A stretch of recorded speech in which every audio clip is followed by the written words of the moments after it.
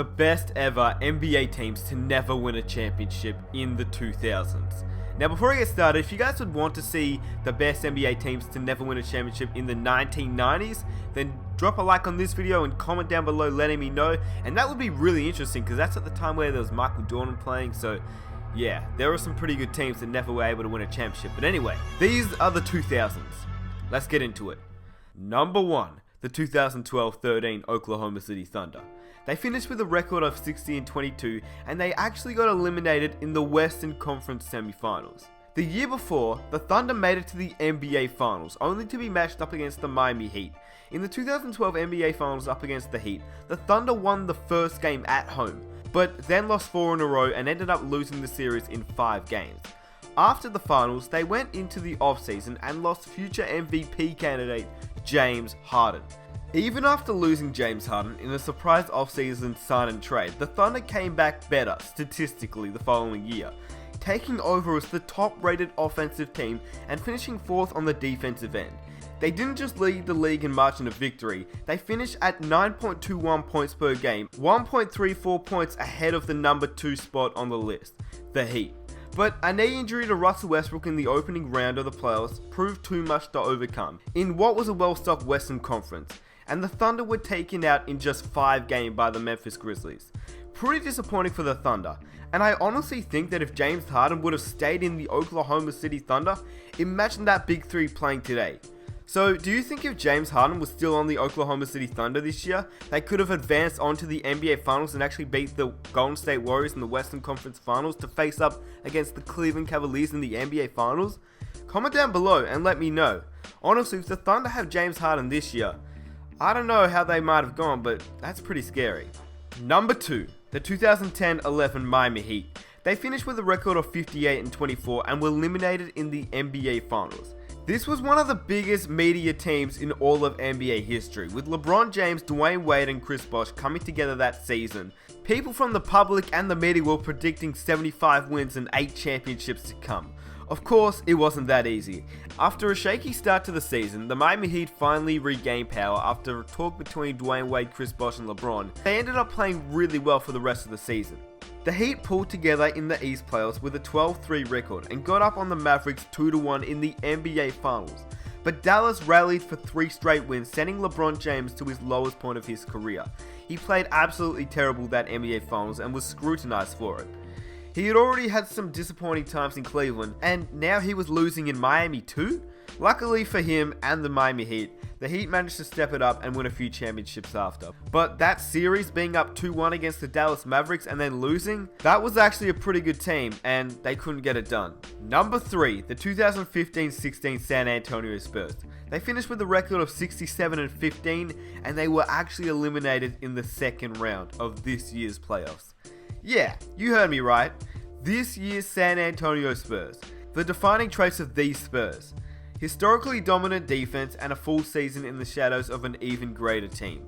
Yeah, the 2015-16 Warriors will arguably be one of the best teams of all time, if not the best team of all time, comparing him to Michael Jordan's Chicago Bulls. And some may say that the Warriors are the greatest team in NBA history, but the Spurs' simple rating system number was barely any worse, at 10.38 for Golden State to 10.38 for San Antonio. And as we all know, everyone thought that this year's Western Conference Finals had a chance to be even better than the NBA Finals, with the San Antonio Spurs facing up against the Golden State Warriors. Throughout the regular season, they had some very intense matchups. What was pretty disappointing for San Antonio is that they got kicked out in the second round up against the Oklahoma City Thunder, a team that they probably should have been.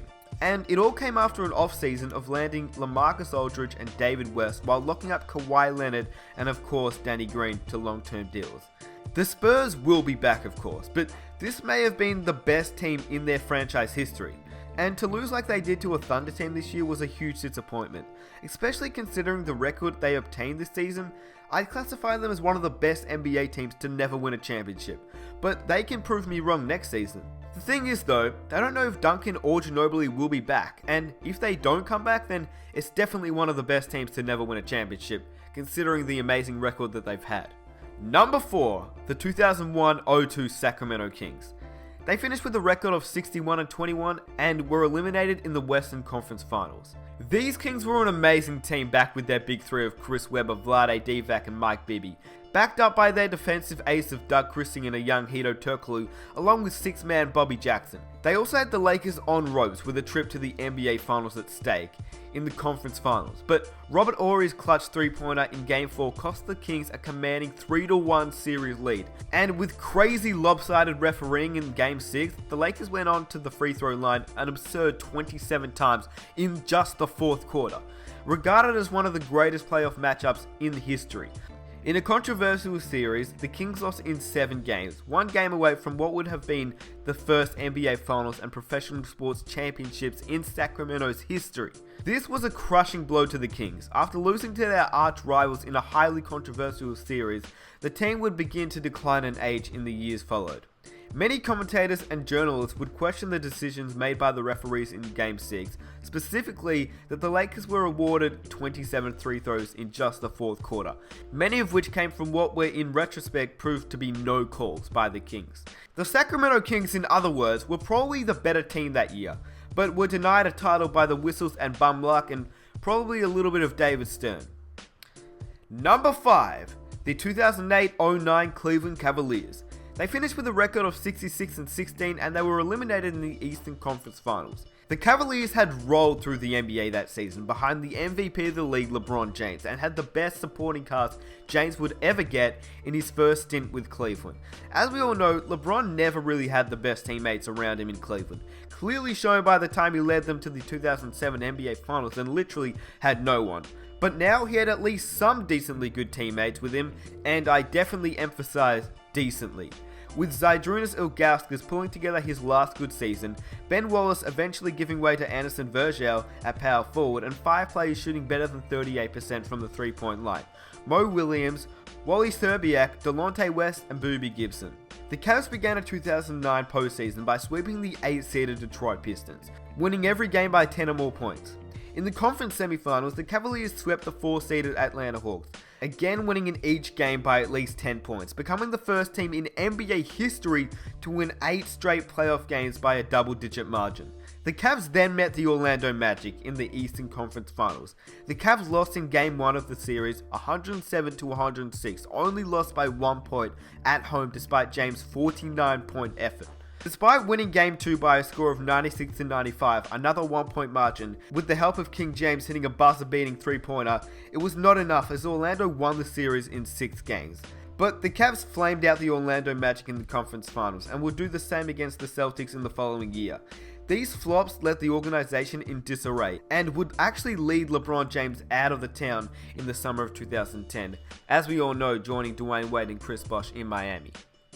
Number 6. The 2003-04 Los Angeles Lakers. They finished with a record of 56-26 and they were eliminated in the NBA Finals. Statistically, this was not an off-the-charts NBA team. They finished with 56 wins, which ranked 4th in that NBA season, and they were only slightly better than the average in most areas except one: name recognition. These were the Lakers not only of Kobe Bryant, Shaq O'Neal, but of Gary Payton and Karl Malone too.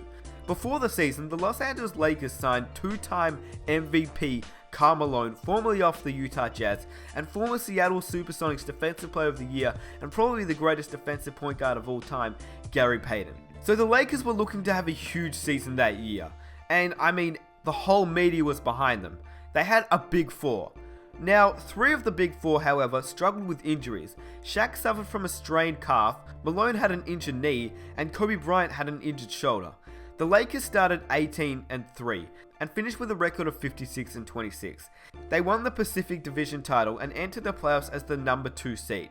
They defeated the Rockets, Spurs, and Timberwolves in the first 3 rounds of the 2004 NBA playoffs before losing to a Detroit Pistons team in 5 games in the 2004 NBA Finals. Now, this was a team that marked the rebirth of a super team notion in the salary cap era, which wasn't as common during that era. But it was mostly a disaster, as Malone was 40 years old and Gary Payton was 35, and the Lakers just had trouble staying healthy.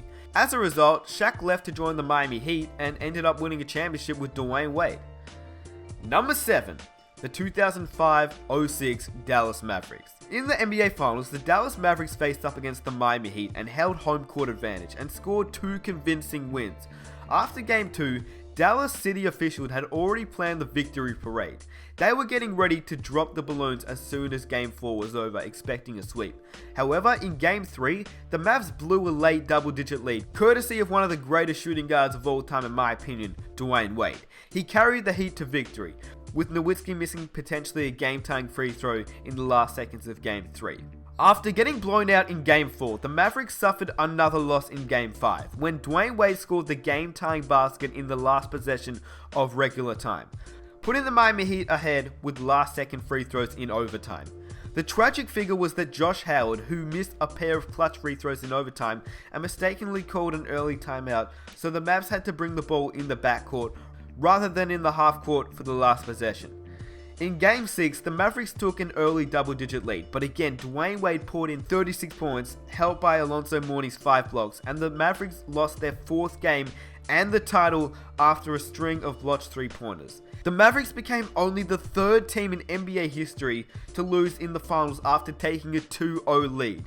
In Game 3, the Mavs held a 13-point lead with under 7 minutes remaining, but were outscored 22-7, courtesy of Dwayne Wade, in the momentum-changing 98-96 defeat. The Heat's performance in the last 7 minutes represented by the team's greatest postseason comeback in NBA history, and as a Heat fan, I'm not gonna lie, I enjoyed this championship, and this is why I respect Dwayne Wade so much. He did this in his 3rd year in the league. After being drafted in 2003, getting the Miami Heat to victory and winning a championship in 2006 was possibly one of the greatest finals performances ever. Maybe I'm just a little bit biased as a Heat fan.